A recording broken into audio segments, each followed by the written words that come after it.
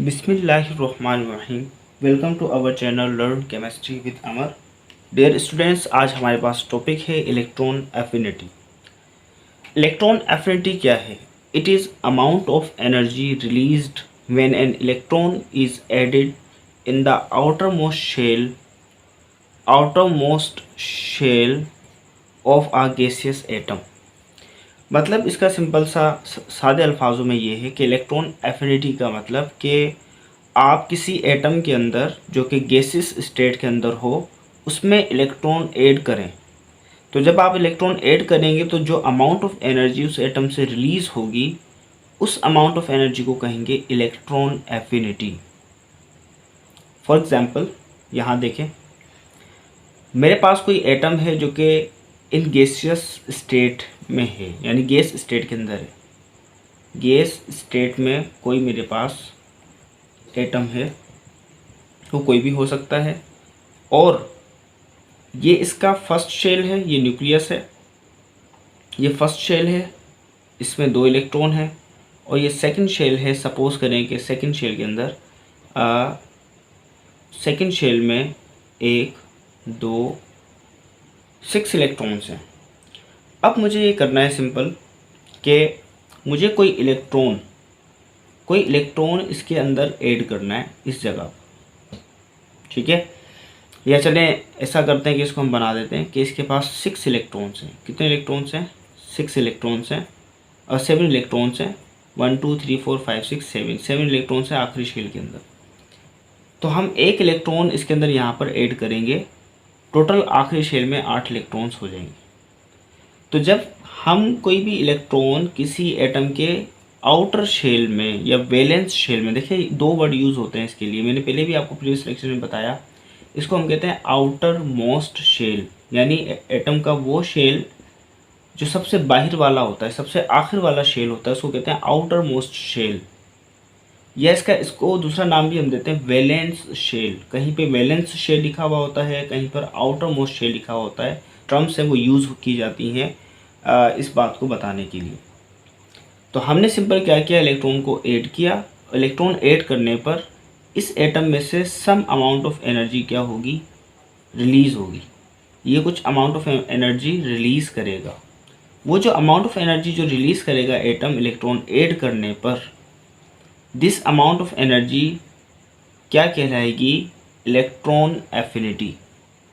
इस एनर्जी को हम नाम देंगे इलेक्ट्रॉन एफिनिटी। क्लियर हो गया? सिंपल, हमने क्या किया, एक एटम लिया, उस एटम के अंदर हमें इलेक्ट्रॉन ऐड करना था। जब हमने इलेक्ट्रॉन ऐड किया तो उस एटम ने सम अमाउंट ऑफ एनर्जी को रिलीज़ किया। तो जो अमाउंट ऑफ एनर्जी रिलीज़ हुई उस अमाउंट ऑफ एनर्जी को कहेंगे इलेक्ट्रॉन एफिनिटी।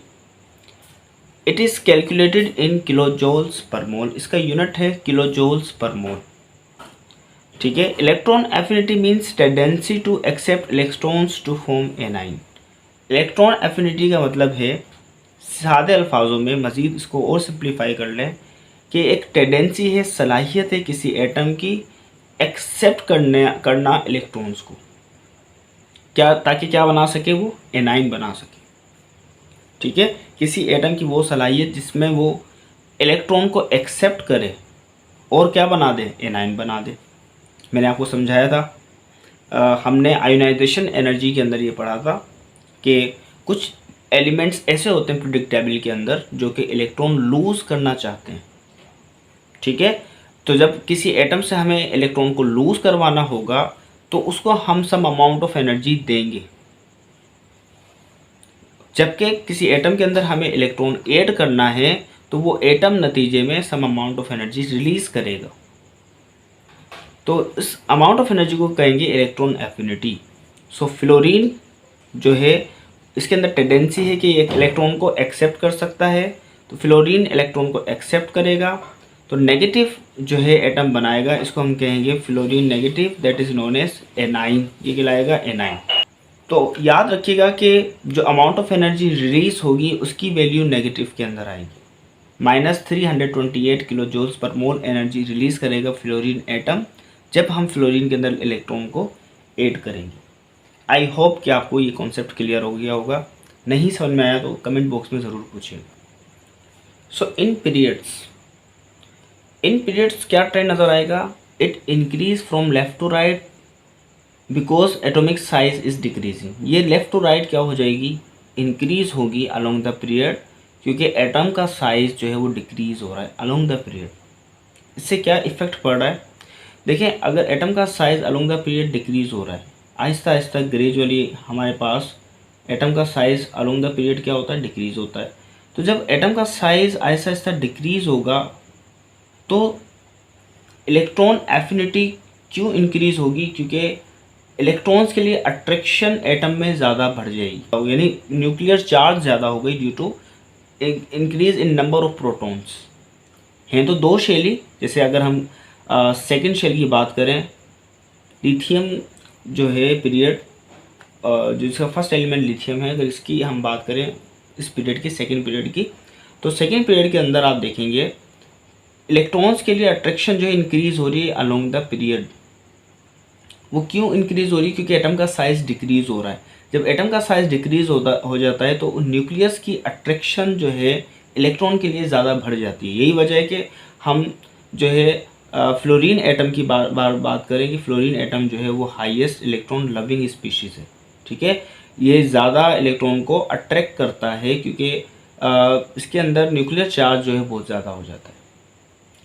तो ये ट्रेंड है अलोंग द पीरियड। जबकि ग्रुप के अंदर क्या होगा? It decrease from top to bottom. इसका अपोजिट हो जाएगा। क्यों डिक्रीज होगा? क्योंकि एटम का साइज जो है वो इंक्रीजिंग ऑर्डर के अंदर जा रहा है अलोंग द ग्रुप। ठीक है भाई, एटम का साइज जब ग्रेजुअली इंक्रीज होता जाएगा तो क्या होगा? न्यूक्लियर की जो चार्ज है वो शेल्स के साइज की वजह से, एटम के साइज की वजह से डिस्ट्रीब्यूट हो जाएगी और न्यूक्लियस की अट्रैक्शन वैलेंस शेल की जो इलेक्ट्रॉन्स है उसके ऊपर उसकी अट्रैक्शन वीक होती जाएगी। तो जब अट्रैक्शन वीक होगी न्यूक्लियस की तो क्या होगा कि इलेक्ट्रॉन एफिनिटी डिक्रीज हो जाएगी, क्योंकि आप इजीली जो है इलेक्ट्रॉन जो है वो क्या कर सकते हैं? ऐड कर सकते हैं। तो इतनी ज़्यादा अमाउंट ऑफ एनर्जी रिलीज़ नहीं होगी। जब आप किसी बड़े एटम के अंदर इलेक्ट्रॉन को ऐड करेंगे तो ज़्यादा अमाउंट ऑफ एनर्जी रिलीज़ नहीं होगी, कम अमाउंट ऑफ एनर्जी रिलीज़ होगी। तो इसीलिए क्योंकि एटम का साइज इंक्रीज हो रहा है। तो अलोंग द पीरियड और अलोंग द ग्रुप ये ट्रेंड है इलेक्ट्रॉन एफिनिटी का। अब आप ज़रा इन टेबल्स को देख लें ताकि आपका कॉन्सेप्ट बिल्कुल क्लियर हो जाए। देखिए, इलेक्ट्रॉन एफिनिटी जो कि दी हुई है किलो जूल्स पर मोल के अंदर, और लिथियम से स्टार्ट किया है। सेकेंड पीरियड है lithium, barium, boron, carbon, nitrogen, oxygen, fluorine और नियॉन। लिथियम की -60 है, बेरियम की 0 है, बोरॉन की -29 है, कार्बन की -122 है और नाइट्रोजन की 0 है, ऑक्सीजन की -141 और फ्लोरीन की -328 और नियॉन की 0, क्योंकि नियॉन तो नोबल गैस है।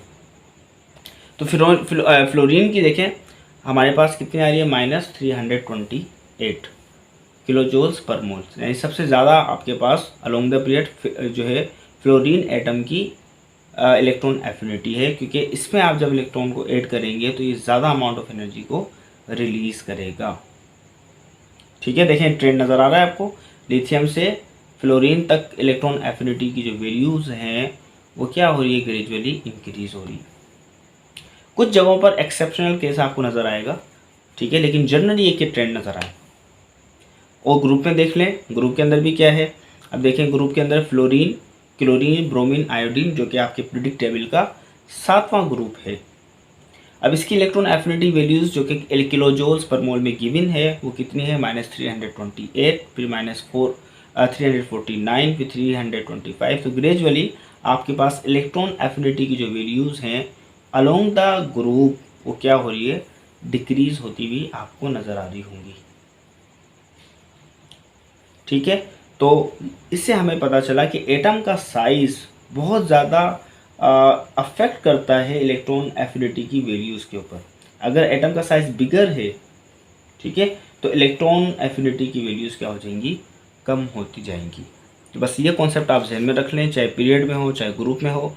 एटम का साइज़ लार्ज है तो इलेक्ट्रॉन एफिनिटी वैल्यूज़ कम हो जाएंगी। एटम का साइज़ स्मॉल है, स्मॉल होता जा रहा है, तो इलेक्ट्रॉन एफिनिटी की वैल्यूज़ ज़्यादा होती चली जाएंगी।